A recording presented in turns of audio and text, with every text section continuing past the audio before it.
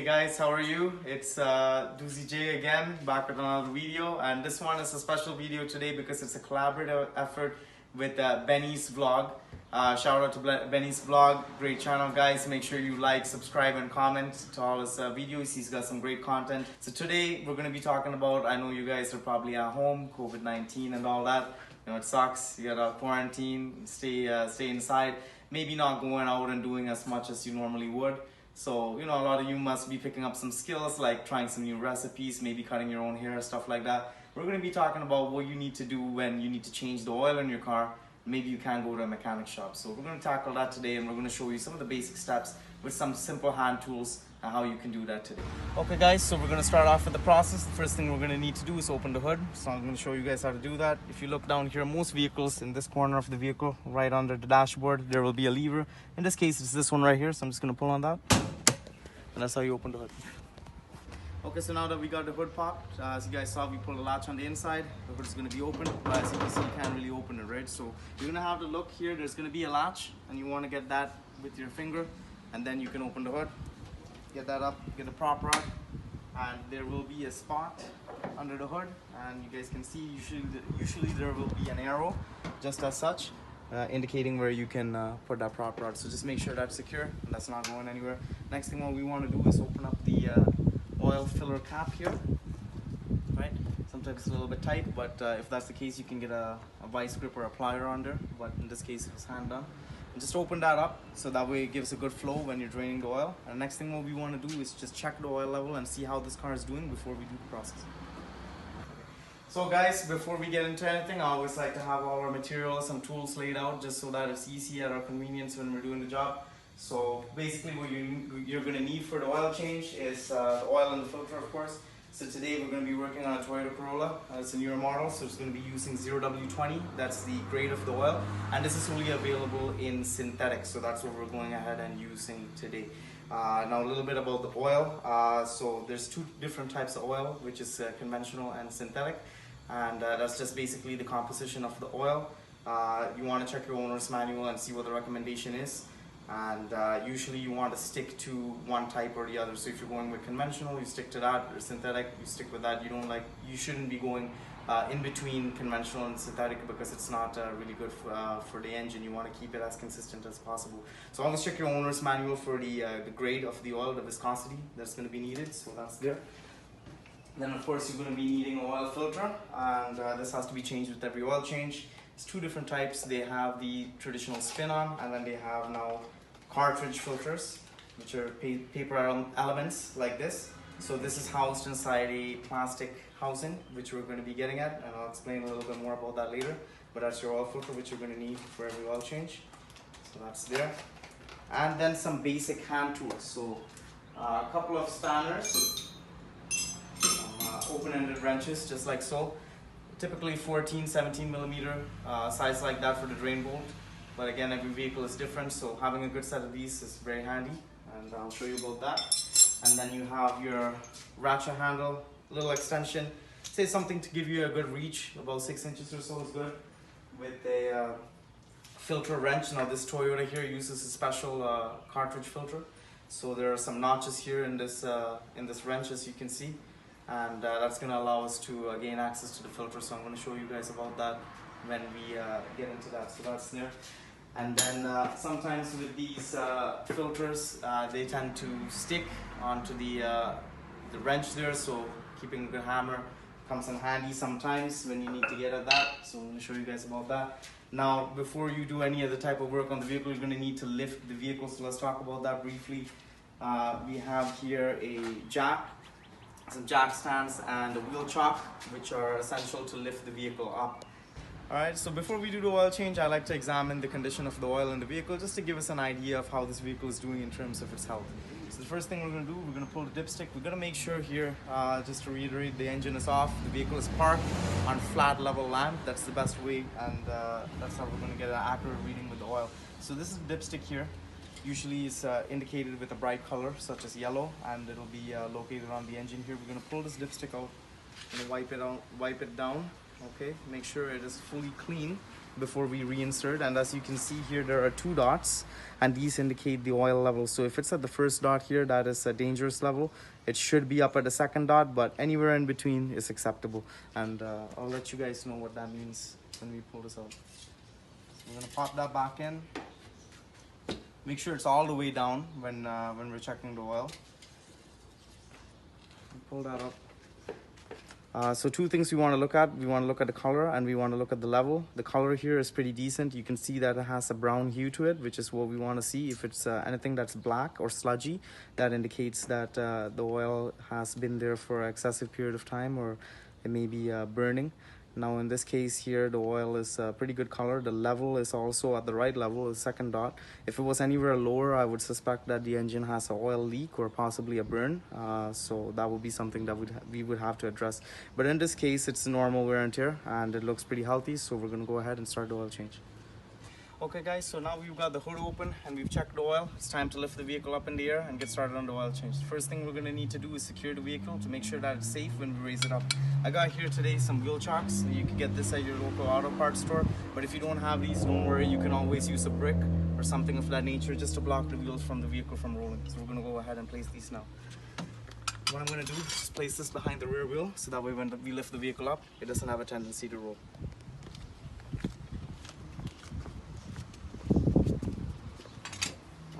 Nice and secure. Okay, that's good. Okay, now that we've secured the vehicle in terms of the wheel chocks, we're going to get to the actual lifting of the vehicle. We're going to be using this floor jack here today, and a couple of very important things when you're lifting up the vehicle that I'm going to go over. So if you guys want to come down with me, and we'll take a look. We'll get this jack and we're going to place it under the vehicle, but we don't want to just jack anywhere when we're doing this. It's very important that there are designated lift points on the vehicle that we have to use. It can be very dangerous if we jack this vehicle on the radiator, the engine, or any other insecure areas of the vehicle, even the bumper. So what we want to do is look for the frame. In this case, it's going to be the A-frame, which is right under the vehicle. I'm going to show you guys how to locate that. If you guys come down here and take a look, as you guys can see, there is a tow hook here, which looks like a loop, and this is hard metal. This is what is used for recovery purposes if your vehicle does need a tow, and it's a secure part of the vehicle which is attached to the frame. So we can go ahead and jack over there. So what we want to do is place the jack right under there, engage it, make sure it's seated properly. We don't want it to be on a bias or off because it can slip. So we want to make sure just like that, secured. Then we're going to start lifting up the vehicle.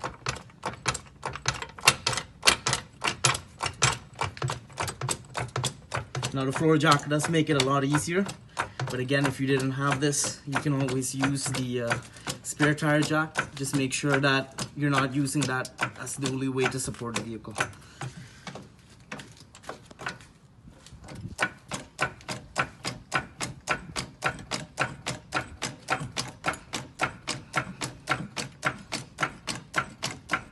Okay guys, so now that you can see the vehicle is up in the air, but again, we don't want to be getting under there just yet because it's not fully safe.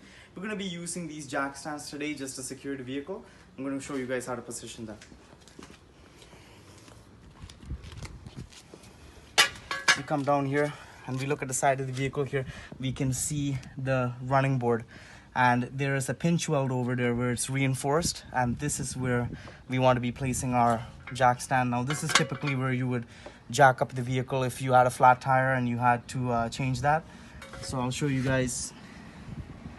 You can see there's a reinforced area over here, and there's actually a lot of vehicles what they'll have is a couple of notches here just to show you that this is strengthened or reinforced, that it can hold a support. So I'm gonna go ahead and lift that up. Place that just like so, and we're going to do the same on the other side. Now one thing I wanted to point out to you guys is that not all vehicles may have this jack point here accessible. Some higher end vehicles or sports cars and such actually have a square pad where you can position a jack stand.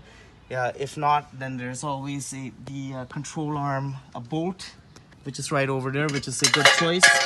And you could place the jack stand over there because that is part of the frame. Just again, be careful if you do that, because you don't want to round the head of the bolt in any way, so make sure that it is secured.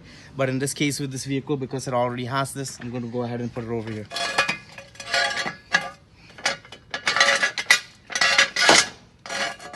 Just like so. Now that we have the vehicle up in the air and it's been secured with the jack stands, we can go ahead and remove this jack. Again, this jack, its purpose here is to lift the vehicle up in the air, but we're not using this to hold the vehicle up in the air. Now, if you wanted to, you could leave this here just as a secondary restraint system here, but it's not needed and it's going to get in the way of our job here, so I'm going to go ahead and remove it. So the way I'm going to do that is just turn to loosen, and you're going to see the vehicle drop a little bit so it settles on the jack stand.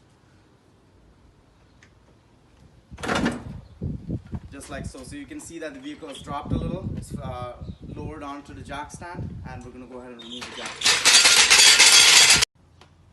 Okay guys, so we got the vehicle up in the air, and now what we're going to need is something to catch our oil. In this case we have here a drain pan, and I'm going to show you guys how to identify the drain bolt and the oil filter, and then we're going to go back to watching it being done. So we get under the vehicle here, and when you look at the vehicle, you want to identify, this is a front wheel drive, so it is a transverse mounted engine, so the engine is beside the transmission. So it's very important to understand which one is the engine and which one is the transmission. Right here we have, this is our transmission drain pan, and that is our transmission drain bolt. Usually it will be indicated with a hex or something different, but sometimes it may be similar to an engine drain pan. So if in doubt, please make sure which one is the engine and the transmission. Here on this vehicle, this is the engine, that is the drain pan over there, and that is our drain bolt. So that's what we're going to be undoing to get the oil out. And very conveniently on this vehicle, the oil filter is located right here, and this is where we're going to be needing our oil filter wrench cup, and we're going to be putting this on top. So what we're going to do is we're going to look at the notches here, and as you can see, there is a notch right there, and we're going to place this on top.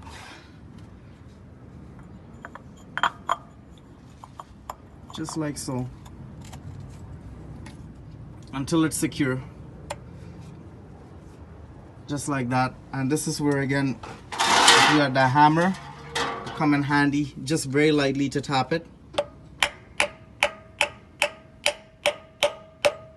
and that's it. You don't want to go crazy with that, just very light taps just to make sure that it's secure and that it is on firmly. And then after that, thank you, we're gonna get our ratchet, place that on top, and we're gonna go ahead and turn this counterclockwise to loosen it. And then I'm gonna show you guys the drain bolt.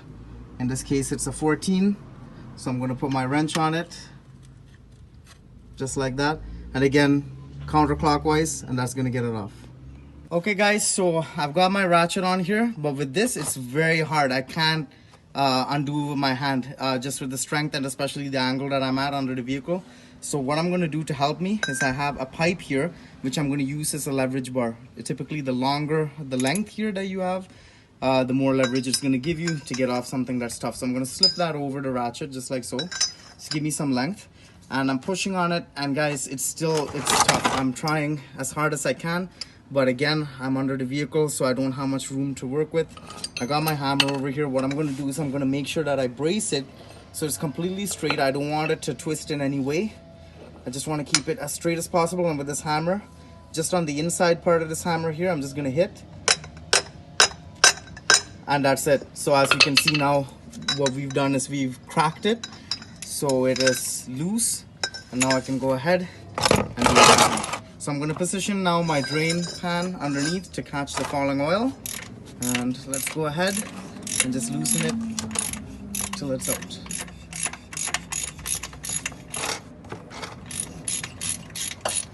Okay guys, be very cautious at this stage because the oil can be hot and you don't want to burn your hands.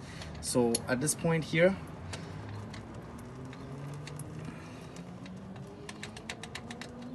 what I'm going to do is I'm just going to continue to open it.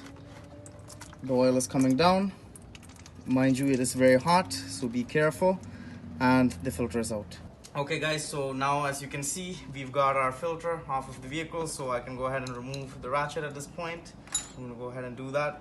and I want to show you guys. So this is the oil filter there, this is the housing, and I don't know if you guys can see too well here. I'm going to try to show you. This is an O-ring that sits around, so this is also going to have to be replaced. Okay, so let's go ahead and do that. So first I'm going to grab my filter, just grab it, pull, and that comes right off. Right now, sometimes with these filters you want to pay attention to, is there an indication where top and bottom, sometimes this lip may be different.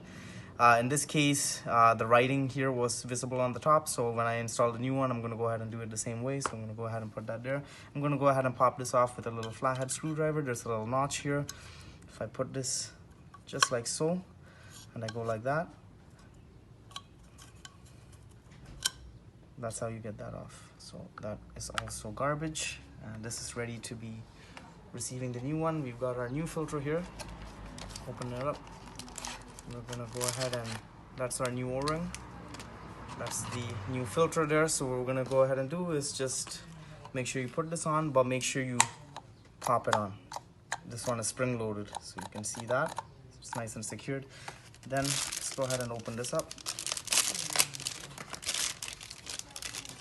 Okay, so we got our O-ring.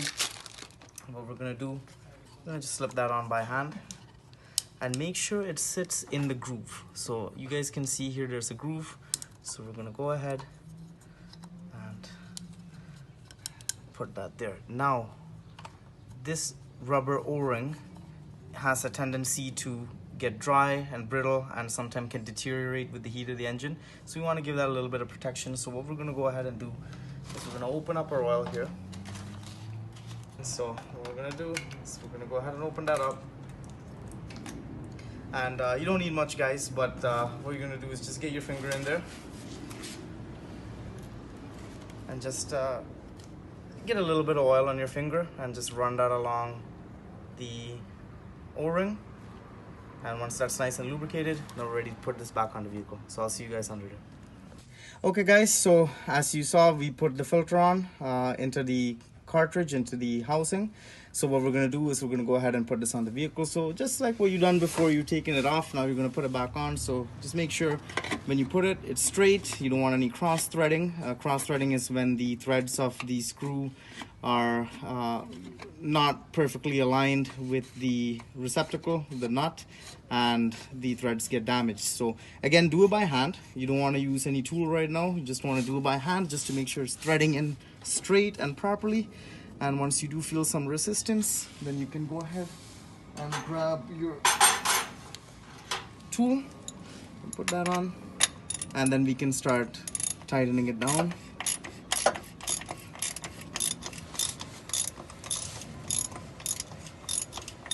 Now it's stopped, so what I want to do is give it a little bit of strength just to make sure that it's safe and secured.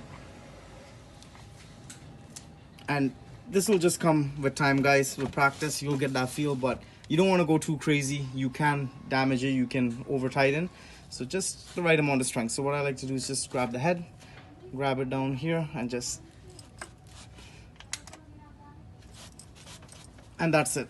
Once you feel it not moving anymore, don't force it anymore. So now that we've gone ahead and changed the filter, the next thing what we can do is drain the oil from the engine. So this is the drain plug, as you guys saw before. We're going to take our wrench, we're going to put it on top, and as you can see, guys, it's very difficult. I can't get this plug out, especially in the position that I'm in, lying down under the vehicle. A trick what you can do if you have the box wrenches like this is you take this wrench, you put it on the bolt, and then you get another wrench and you get the closed end side and you just loop it around there, just like so. And again, the length gives you leverage, so you want to hold right at the top where the head is to make sure it's secured and it's not moving, to avoid rounding the bolt. And we're gonna put our hand firmly down here, apply pressure evenly, and there you go. As you can see, it's cracked. Now once you get that initially cracked, you don't need this anymore, you can put that aside. Now we can go ahead and start loosening that, and at this point here it should be able to undo with your fingers. Again, remember the oil will be hot, so make sure you move your hand out of the way or you may get burnt. Let's get our pan ready to catch the oil, and there we go. Now one more thing I wanted to mention to you guys, there is a gasket on this drain plug. When you pull it out, make sure that you don't lose this gasket. Make sure it's either still on the bolt, or if it came off, Make sure it's not stuck on the oil pan or in the oil, because we will need this when we're reinstalling the bolt. Okay guys, so I just want to talk to you a little bit more about the gasket on these drain bolts. I'm going to go ahead and pull it off so you guys can see. Now this gasket here is the type where it's rubber and metal combined. You can see the inside here is rubber and the outside is metal. What you want to do is just examine this gasket for any wear, if there's any kind of bulging or any kind of excess squeezing of the gasket. What you can do too is you can change this gasket every time. Sometimes if it's in good condition like this, what you can do is flip it around just like so, and as long as it provides an even seal, it should be fine. If it's a copper gasket or a plastic gasket, you want to change that, because it's not going to give you the amount of flex or crushing when you tighten it down. Essentially what happens is when this tightens against the pan, this has to crush it down a little bit, providing a good seal. Okay, so now what we're doing is we're draining the oil. As you guys can see, it's getting to the point where it's almost like a spaghetti string. The oil is almost done draining. And what we can do here is we've got our drain bolt here, and again we've talked about the gaskets, so just keeping that in mind. You can go ahead and plug it back up once this is done draining. So at this point here we can see that it's pretty much done. What we can do is put the drain bolt on, and just again with your hand you can see how that stops, and just with your hand tighten it. Avoid any cross threading. We get our wrench and let's go ahead and tighten that.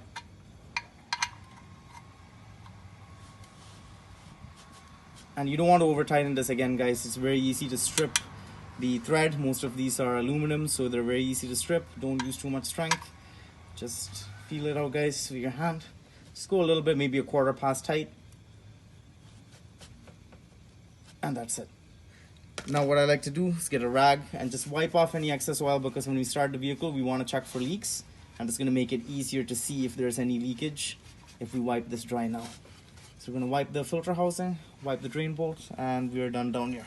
Okay, so as you guys saw, what we did was we changed the filter, we drained the oil. Now we're going to have to put oil in the engine. So in order to do that, what we want to do is bring that vehicle back down to the ground so it's nice and level, so we get an accurate reading on the dipstick as we're filling the oil. So in order to do that, let's lower the vehicle. So if you guys want to come down, I'll show you guys exactly how we're going to go about doing that. Basically what we did to jack up the vehicle, so an idea, you guys remember our tow hook right there, that's our jack point right on the frame. Very important. You got to jack on that specific spot. You don't want to jack anywhere else, because you will cause damage to your vehicle. So let's go ahead and place that nice and firmly and securely. It's not offset, it's not on any bias, it's nicely secured. So now what we can do is start jacking it up, and we want to lift the vehicle up a little bit, so we're going to go ahead and keep on jacking. Right, so now you can see that the vehicle has lifted off of the two jack stands, and we can go ahead and pull those out and drop the vehicle down. Okay, so now that we've removed the jack stands, we're going to go ahead and lower the vehicle.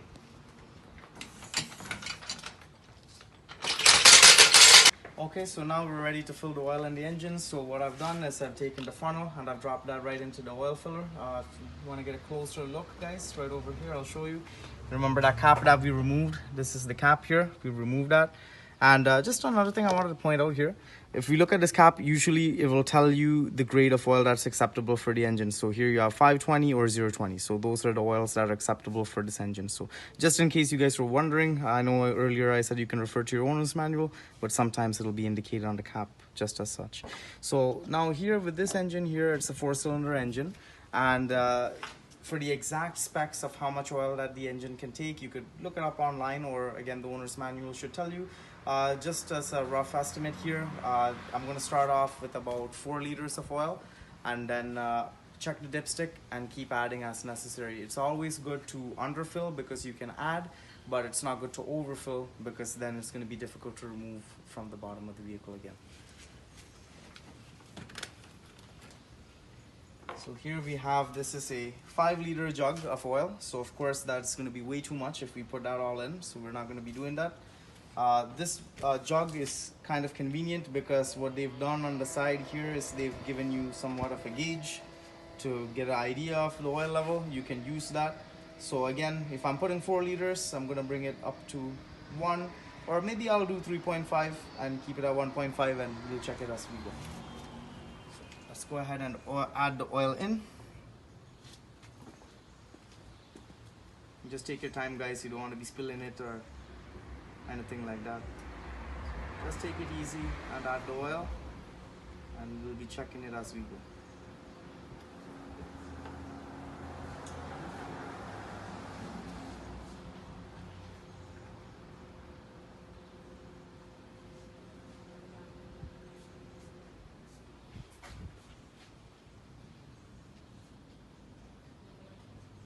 Okay guys, so I've just added the oil in there and I'm just gonna check. I put about 3 liters in.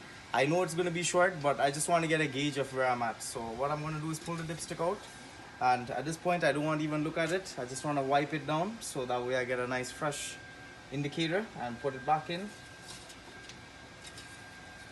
And let's pull it out and let's take a look, guys. So I don't know if you guys can really see it or not, but it's not really at the second dot. I see a little bit of oil there, but again, you want to look for a firm line. So it's going to be very hard for you guys to see, but believe me, it's right over there. It's right at that level, which is not enough. So we're going to need to add a little bit more oil.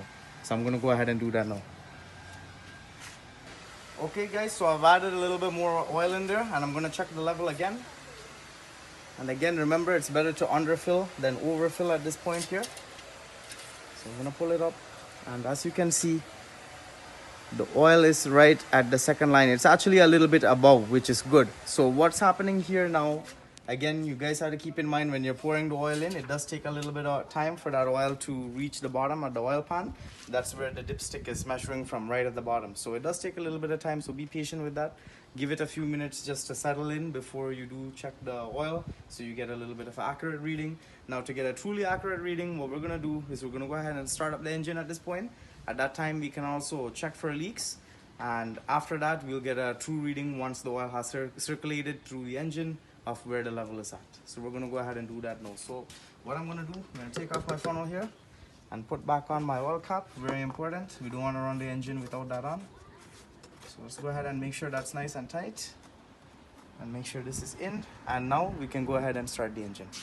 Okay guys, so what we've done is we've run the engine, and while that was running, what I did is I went ahead and took a look underneath, just paying attention to the drain bolt and the oil filter, just to make sure that there were no leaks. I didn't see anything, which is a good thing. So we've gone ahead, turned off the engine, we let it sit for a couple of seconds just so the oil can settle, and now we're going to take a final reading here with our dipstick and make sure the level is okay. So again, pull the dipstick out, don't even bother looking at it at this point, just wipe it down and put it right back inside. Make sure you fully insert it, pull it back out straight, and let's take a look at the level. And it's right up at the second dot, as you can see. It's actually a little bit higher, which is okay. You don't want to go too high, guys. If you see the oil all the way up here or something like this, it's not good. That's too high. If the oil is just a little above the second dot, that's exactly where you want it. So right over here would be good. If you were somewhere over here, I would say you were over full and you would have to go down and drain the oil out. But right here is perfect. So what we're gonna do, we're gonna wipe that oil back off, put it back in, and that's how you do the oil change, guys. Okay guys, so as you've seen, we've just done the oil change, and it was fairly simple. Simple hand tools were required, so I encourage you guys to try it out yourselves because it's something that you can definitely do.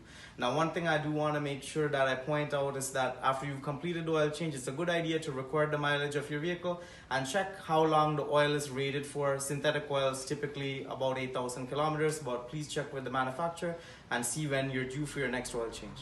I'd like to take this time to thank Kim for allowing us to use her vehicle, a good friend of mine. Thank you so much for letting us use your vehicle and giving us this opportunity to make this video to show people a simple process of how to change their oil. Again, thank you to Benny's Vlogs because we're doing this video in collaboration with him. Guys, make sure to like, subscribe, and comment on his videos. Show him a lot of love because he's out there putting out great content for you guys. It's Doozy J. Thank you guys so much. Signing out, and we'll see you next time.